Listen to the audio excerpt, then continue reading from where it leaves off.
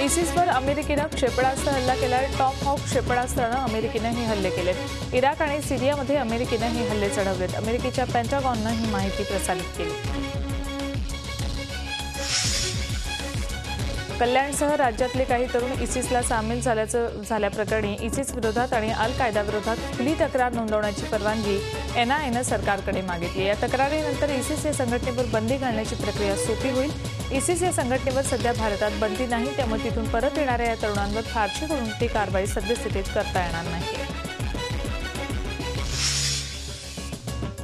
पंतप्रधान मोदी 5 दिवसांच्या अमेरिका दौऱ्यावर जाणार आहेत। 26 सप्टेंबरला ते न्यूयॉर्कमध्ये दाखल होतील। दौऱ्यादरम्यान वॉशिंग्टनमधल्या अध्यक्षांच्या विशेष ब्लेअर हाऊस नावाच्या गेस्ट हाऊसमध्ये राहणार आहेत। याआधी 2005 मध्ये तेव्हाचे पंतप्रधान मनमोहन सिंग या गेस्ट हाऊसमध्ये राहिले होते। 190 वर्ष जुन्या असलेल्या या गेस्ट हाऊसनं आतापर्यंत अमेरिकेच्या इतिहासात अनेक महत्त्वाच्या गोष्टी घडताना पाहिल्या।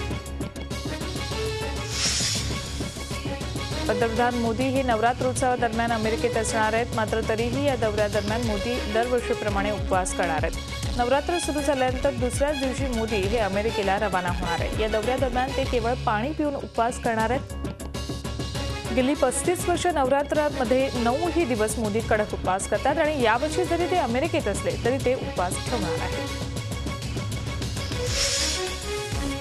चीनकडून होत असलेल्या सततच्या घुसखोरी विरोधात पंतप्रधानांनी तातडीनं निवेदन सादर करावं, तसंच पंतप्रधानांनी आता खरोखर चीनकडे याचा निषेध करावा अशी मागणी काँग्रेसनं केली। गंगा शुद्धीकरणावर सर्वोच्च न्यायालयानं केंद्राचे कान टोचल्यावर आता केंद्र सरकारनं कोर्टात स्पष्टीकरण दिलंय। गंगा शुद्धीकरणासाठी 18 वर्ष आणि मोठी गुंतवणूक लागेल असं केंद्रानं स्पष्ट केलंय। सरकारतर्फे 3 प्रकारची पॉवर पॉइंट प्रेझेंटेशन न्यायालयात सादर करण्यात आली।